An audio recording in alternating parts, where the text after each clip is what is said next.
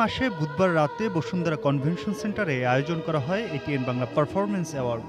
আমরা ২১ বছরে অনেক কিছুই আমরা করি, কিন্তু এই অ্যাওয়ার্ড সেরিমনি এই ২১ বছর পর আমরা প্রথমবারের মতন করতে যাচ্ছি। গণতন্ত্র কোলাহল মুখর সমাজ উপহার দেয়, আর শিল্প সাহিত্যের সংস্কৃতির চর্চা সমাজকে অসাম্প্রদায়িক এবং মানবিক করে। অনুষ্ঠানে আজীবন সম্মাননা জানানো হয় সঙ্গীত বিভাগের দুই গুণী শিল্পী সৈয়দ আব্দুল হাদী ও সাবিনা ইয়াসমিনকে। বিশেষ সম্মাননা পান হানিফ সংকেত, মমতাজ ও প্রতিষ্ঠান হিসেবে র্যাব।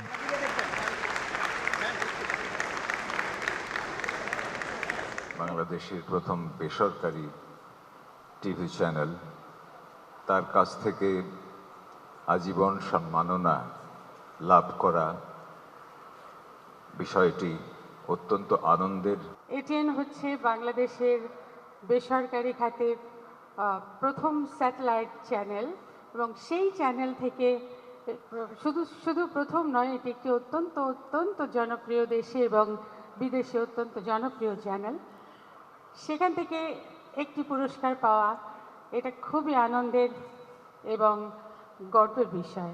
এই প্রতিষ্ঠানের কর্ণধার যিনি মাহফুজ ভাই, তিনি তার নিজের পুঁজি খরচ করে চ্যানেলটিকে দাঁড় করিয়েছেন, কিন্তু পিছপা হননি, এবং যে কারণে এই এটিএন চ্যানেলটি আজকে চ্যানেলের অগ্রপথিক। তখন একটি স্লোগান ছিল, পথ চলে সবাই, পথ দেখায় কেউ কেউ।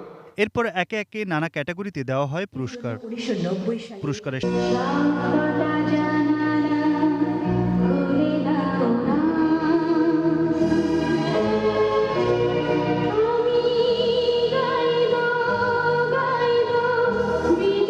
বিজয়ের এই মাসে বুধবার রাতে বসুন্ধরা কনভেনশন সেন্টারে আয়োজন করা হয় এটিএন বাংলা পারফরমেন্স অ্যাওয়ার্ড।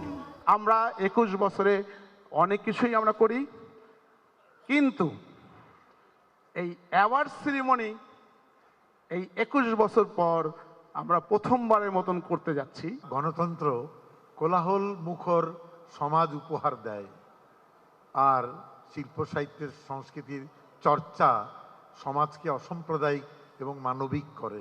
অনুষ্ঠানে আজীবন সম্মাননা জানানো হয় সঙ্গীত বিভাগের দুই গুণী শিল্পী সৈয়দ আব্দুল হাদী ও সাবিনা ইয়াসমিনকে। বিশেষ সম্মাননা পান হানিফ সংকেত, মমতাজ ও প্রতিষ্ঠান হিসেবে র্যাব।